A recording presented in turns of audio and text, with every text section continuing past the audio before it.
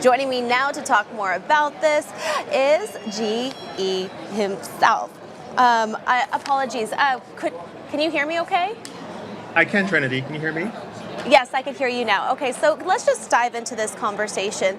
In your experience, how much power do data centers consume? So, Trinity, GE started the electrification revolution 130 years ago, and today we're excited to be leading this version of the electrification revolution.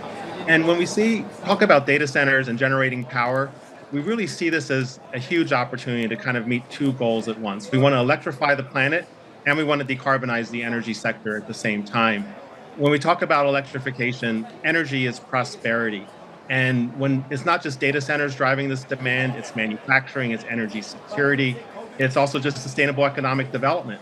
And when it comes to decarbonization, every dollar we spend on electrification is helping to decarbonize the grid. Just to share with you, in 2023, GE Vernova added 29 gigawatts of capacity onto the grid. The carbon intensity of that capacity was 25% below the average of the grid itself. So by putting more capacity on the grid, we're actually bringing down the carbon intensity. So we're embracing the demand being driven by data centers and other factors because we see it as great for electrification, but it's also making progress on driving decarbonization at the same time.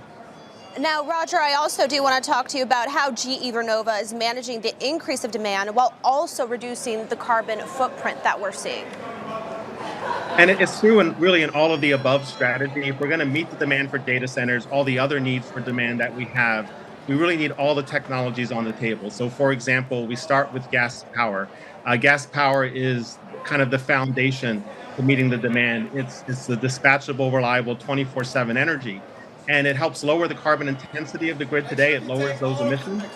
But at the same time, it also can be decarbonized long time through hydrogen and through carbon capture, through long-term breakthrough technologies. We're going to grow renewables as quickly as we can this decade. We're seeing more renewables play a bigger role every year on the grid, and data centers are relying on renewables to play an increasing part of the pie. And then what gets really exciting is the next decade. We're going to see small modular nuclear reactors come online late this decade, early into the next decade, providing a third source of power for data centers while we're decarbonizing the gas through hydrogen and carbon capture. So it's all of the above strategy to really help meet the demand and make progress towards decarbonization goals at the same time. And speaking about meeting the demands, Roger, I do want to point to a study that, according to Goldman Sachs, AI could potentially drive up 160% increase in data centers' power demand. So from your vantage point as the Chief Sustainability Officer and Head of Government Affairs for GE Vernova, what are the challenges right now that we're seeing in this landscape, and how are you staying ahead of this? And is this data that you yourself have heard of, a 160% increase?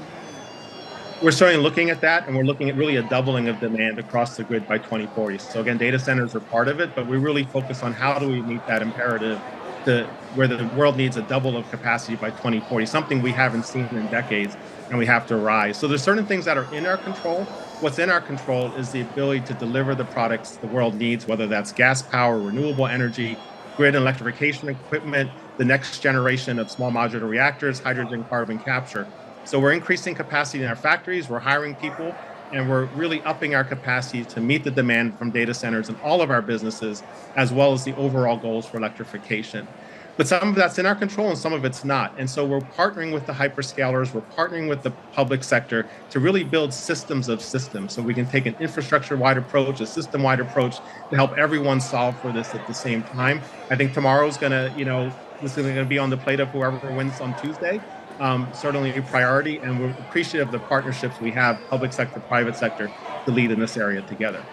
A lot to look out for, Roger. Thank you so much for those key insights. Again, Roger Martella, Chief Sustainability Officer and Head of Government Affairs for GE Vernova. Thank you, Roger.